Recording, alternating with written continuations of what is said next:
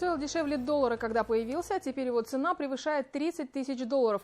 Обсудим прямо сейчас ажиотаж вокруг биткоина вместе с финансовым аналитиком. Вместе с нами Вадим Болтыров. Вадим, здравствуйте. Добрый день. Спасибо, что пришли к нам на программу. Давайте обсудим, с чем вы связываете стремительный интерес к биткоину и какую картину видите?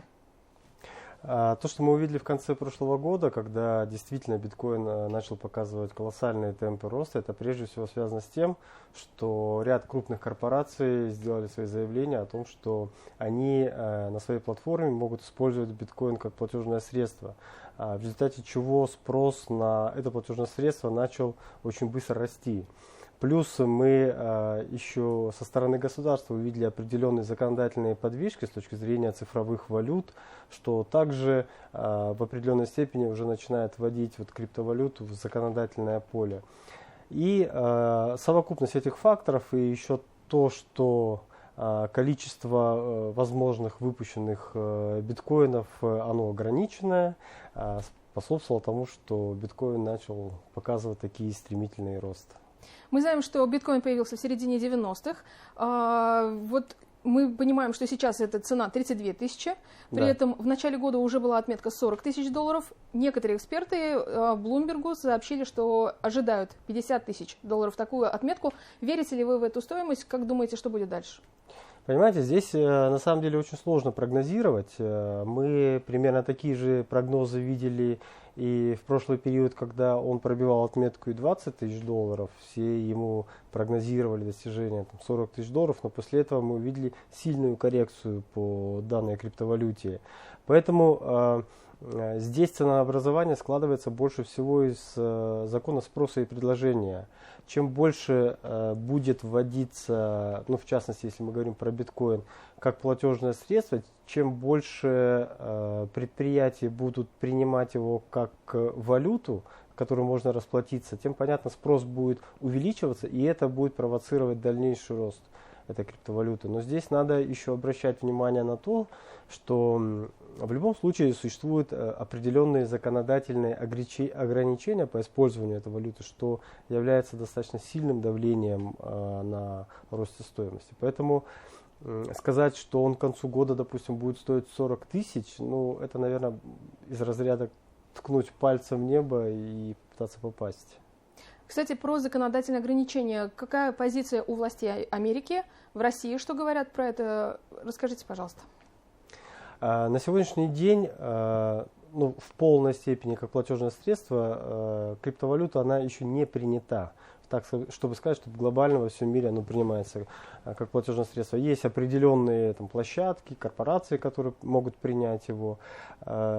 Сложность заключается в том, что для государства очень важно, чтобы отследить вот эту цепочку источника происхождения возникновения этого платежного средства и дальше на какие цели она будет направлена. Как только это будет реализовано технически, я думаю, под эту платформу будет и подводить все наше действующее законодательство.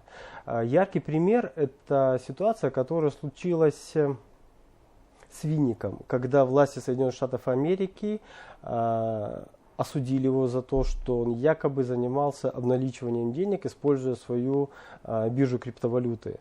И вот этот риск, он на сегодняшний день сохраняется. Поэтому надо будет просто, наверное, дождаться вот этого эволюционного развития, когда законодательная база будет успевать за технологическим процессом. Вадим, мы понимаем, конечно, что ограниченное количество людей могут приобрести себе биткоин. Если перевести в рубли, он стоит порядка 2,5 миллионов рублей. Да. Но, тем не менее, вот для тех людей, которые ими владеют, поговорим про рынок криптовалюты. Все-таки 60% его – это как раз биткоины. На что ориентироваться, какие сигналы стоит различать, вот кому верить? Я бы здесь, наверное, подразделил на несколько категорий людей, которые владеют криптовалютой. Первая часть, которая занимается этим профессионально, они прекрасно осведомлены о технологии, возможности торговли этой криптовалютой. И вторая часть, которая, грубо говоря, увидела какую-то новость, увидела вот этот ажиотаж относительно биткоина, то, что он резко вырос, и захотела поучаствовать в этом росте. Вот что касается вот именно второй части людей, я бы здесь предостерег их относительно того, что надо покупать биткоин или не надо покупать биткоин. Потому что этот инструмент очень волатильный. То есть он как стремительно растет, он может точно так же стремительно падать. И мы это видели. Да, и мы это видели, поэтому проблема в том, чтобы не попасть, вот как говорится, в уходящий поезд и потом не разочароваться вот в этих инвестициях. Но все же, если вы вдруг решили испытать, наверное, счастье, да, судьбу свою, то я бы рекомендовал не больше 5% от своего портфеля направлять на вот такого рода финансовые инструменты. Мы знаем, что криптовалюта, она анонимная, собственники не указываются. Да? Как вы считаете, в какой перспективе может произойти деанонимизация? Я считаю, что... Вообще нужно ли это? Я считаю, ну, это как одно из преимуществ криптовалюты, которое позиционирует, что здесь невозможно найти конечного там, потребителя. Но на сегодняшний день, исходя из тех историй, которые мы видим на практике, деанонимизация, она уже по сути произошла. То есть уже технологически возможно следить всю эту цепочку владельцев, через которые происходили платежи по этой криптовалюте, по биткоину. Опять же, история с Винником. И здесь надо понимать, что если, допустим, в чем там была проблема, в том, что на своей бирже он принимал эти биткоины именно на свои кошельки. А для законодательства абсолютно не важно, откуда у тебя пришли эти кошельки, а как выяснилось потом, они приходили от своего рода кибермошенников, то если ты находишься в этой цепочке, тем более как конечное звено, ты несешь полную ответственность за вот всю историю вот этих происхождений, вот этих денег. Поэтому я бы сказал, что уже не надо находиться в такой эйфории, что здесь невозможно найти конечного потребителя. Государственные органы, контролирующие органы, они уже обладают такими техническими свойствами, поэтому все будет явно и очевидно. Если мы даем совет, да, что выбирать, рынок криптовалюты либо фондовый рынок, какой из них больше и где прозрачнее схемы? Знаете, и где возможность больше заработать? Возможность заработать есть абсолютно на любом рынке, и на рынке криптовалютных торгов, и на рынке, и на фондовом рынке. Вопрос, насколько ваша стратегия, она готова к этому.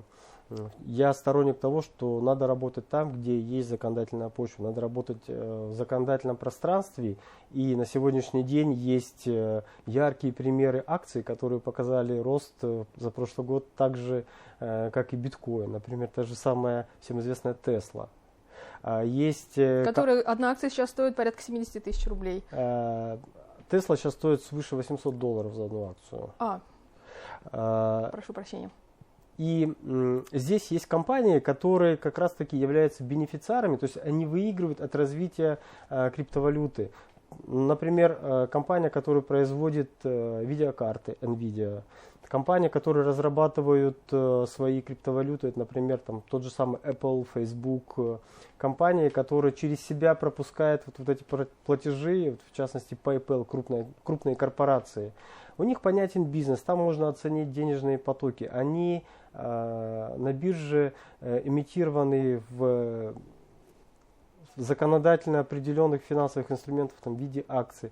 То есть здесь вы уже не рискуете оказаться, скажем так, в такой ситуации, когда вы не знали, а закон к вам пришел. Поэтому я призываю работать все-таки в поле законодательно прописанном. Угу. Рынок криптовалюты, помимо биткоина, эфир также набирает популярность. Проанализируйте, пожалуйста, некоторые характеристики. Что вы думаете про эфир и остальные криптовалюты?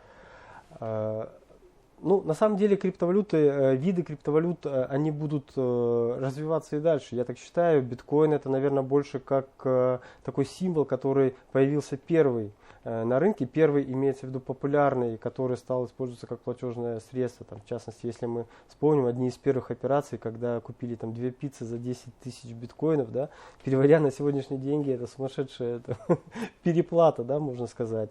Эфир это тоже одна из популярных криптовалют. Здесь, наверное, можно вернуться к истории происхождения денег. что деньги также эволюционируют. Если раньше люди рассчитывались, ну, грубо говоря, какими-то черепушками там, и меняли товар или там козами, то потом у нас стало золото платежным средством единым, потом стал доллар, теперь мир меняется, и мы переходим на цифровую валюту, и в частности криптовалюта, вот она является одним из видов этих платежных средств. Поэтому в будущем, в глобальном будущем, я думаю, что это направление будет развиваться, но здесь надо смотреть, чтобы это было в рамках законодательного поля. Вадим, и ваш прогноз по будущему золота и облигаций? Золото у нас традиционно является, скажем так, защитным инструментом, и в случае, если мировая экономика будет испытывать дальнейшие стрессы с точки зрения там, выхода из пандемии коронавируса, золото можно использовать как финансовый инструмент в своем портфеле. Лично моя стратегия, она, наверное, более агрессивная, поэтому в моем портфеле золота нету или акций золотодобывающих компаний нету. Облигации, они на самом деле уже достаточно высоко выросли, они стоят выше номинала, и в случае повышения ключевых ставок мировых центральных банков мы можем ожидать, что облигации начнут падать. Поэтому в портфеле можно держать именно для подстраховки от какого-то резкого падения рынка. Спасибо вам большое, Вадим, что вы пришли сегодня и рассказали так подробно о всех нюансах и рынка криптовалюты, и фондового рынка. Спасибо вам большое. С нами был финансовый аналитик Вадим Балтыров. Не переключайтесь, оставайтесь на БСТ.